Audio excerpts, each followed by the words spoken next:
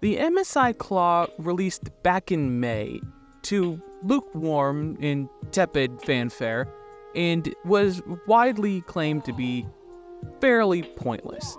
And I personally made a video comparing it to the Steam Deck and how it basically runs about as well as the Steam Deck, but sometimes can do like triple the performance in certain games just because of how poorly optimized the drivers are for this handheld. And I figured it might be a decent amount of time since that video's been out, and it might be a good time to take a second look at the device, see how drivers have fared, see if they fixed any of the issues I had, see if they try to salvage this device. And I'm telling you now, not much. Still doesn't change my opinion. Things did get better, but, well, we'll get into it now. Overall, in these last few months, Intel has made a lot of effort to updating this device, specifically the processor, because what makes this device the most unique out of some of these other handhelds is that while all these other handhelds are running the Z1 Extreme or the 7840U or the 8840U, which is basically some variant of an AMD processor, but the MSI Claw is a little bit more unique.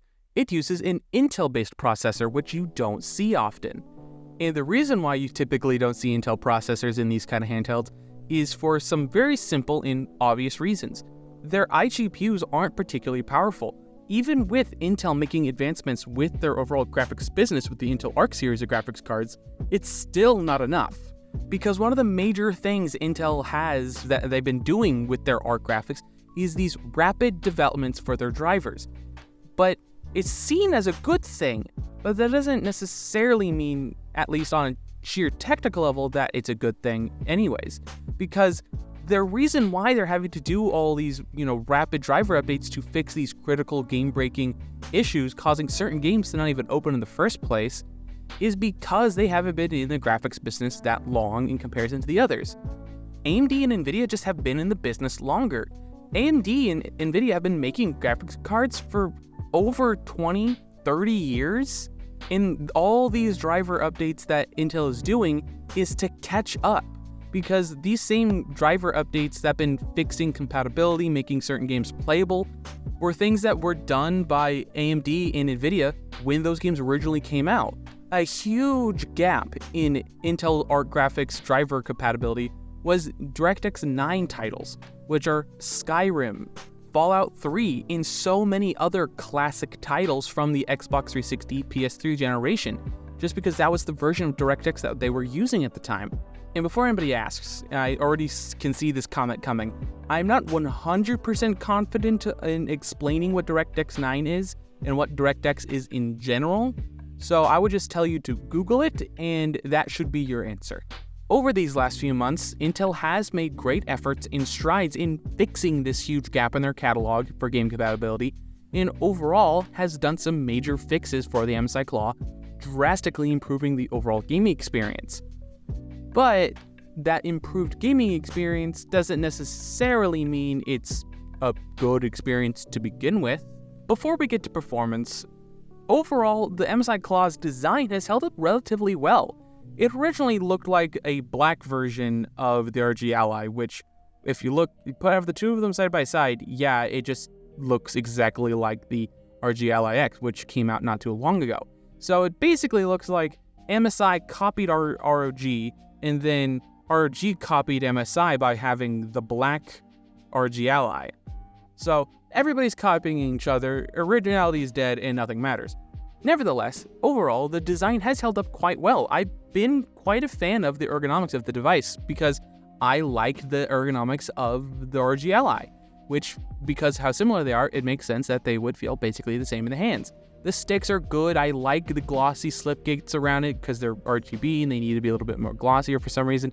I don't know, but it feels good. I love the texture on the sides of the sticks. It gives a good grip, and it has a great, overall ergonomic feel. And I would highly recommend it if that was the only thing you cared about and you cared about nothing else. Battery life has held up okay. It compares quite fairly to other handhelds around its original release. It compares to stuff like the Legion Go, the original Ally, and the Steam Deck quite fairly. The Legion Go beats all of those devices, but It's basically the same as the Steam Deck. Like, whenever you're doing some serious gaming on the Claw, you gotta expect about like an hour to an hour and a half, depending on what performance mode you're in. And if you're just doing nothing at like 50% brightness and you're just doing like basic web tasks, you would get around 4 to 4.5 hours, maybe 5 even, depending on the power profile you're in. But overall, battery life is okay. I wish it was better, but it's kind of hard to complain when most of the other handhelds out there, except the Ally X, has pretty much the same bad battery life. It has a very similar battery capacity to the Steam Deck at 45 watts, so I wouldn't expect much out of this device in terms of battery life. Moving on to performance, the MSI Claw has gotten a lot of updates, like I mentioned, and it has come a far ways from where it originally started. But getting like the same performance as the Steam Deck at double the wattage is rather disappointing. On average, when you plug it into the wall, you gain access to a 40 watt mode, and that barely scratches whatever the Ally X can do. Like, seriously, the Ally X absolutely crushes the Claw, and the Steam Deck is almost identical and sometimes a little bit better just because of the little bit of optimization you can get on SteamOS. And this isn't the base model, Core i5 version. This is the maxed out Core i7 version of the device.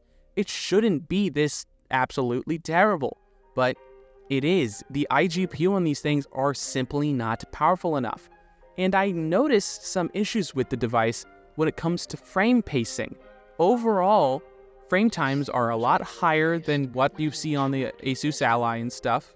0.01% lows, or what you feel the most whenever they're the sharpest decline in percentiles. Because even if your average is like 50 FPS, and that's fairly smooth, if that 0.01% is like 12, you will feel that instantly. It's gonna feel terrible. And the frame pacing is also still pretty bad in certain games. Even though it'll say you're averaging about, 40, 50 FPS, it feels like you're getting 30 because of how slowly you're getting these frames. When the Ally works, though, in certain games, it is a decently enjoyable experience. But that's when you start running into the value proposition of this device.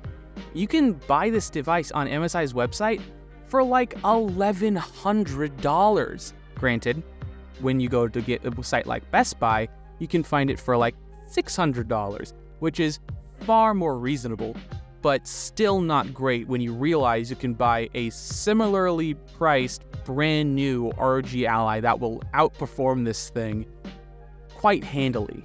And the value proposition looks even worse when you start comparing it to used options, especially when you start looking at a used ROG Ally for like around $300 and you're getting like double the performance. And that super makes the Claw look like a terrible value. Even with all the improvements Intel have made in all the time that they work with MSI to update this device, it's simply not enough. The Claw is just so far behind all of the current handhelds. Even older handhelds like the Steam Deck have it way easier and better overall performance, just more consistently, that the Claw just seems like a bad financial decision if you buy that. So to answer the question I posited in the title, is the MSI still garbage? I would have to say so. It is just a terrible value for money. The performance is better, but it's still not in a way I would ascribe great for the money. When you can buy a Legion Go or an original ROG Ally for like the same price that will double the performance over the Claw. And it's not even a case of like battery life or anything like that, because these two devices would have the same or better battery life than the Claw anyways. So it's not even a good excuse to like, oh, you can get the Claw, it'll have better battery life. No, it is way less efficient.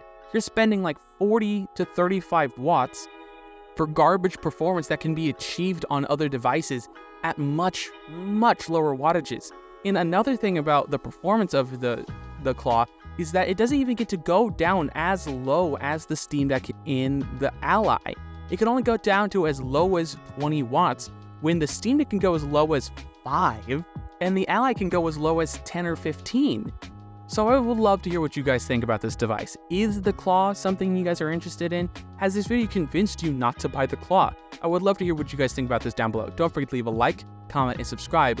All the other social media garbage down below. And last but not least, have a wonderful day.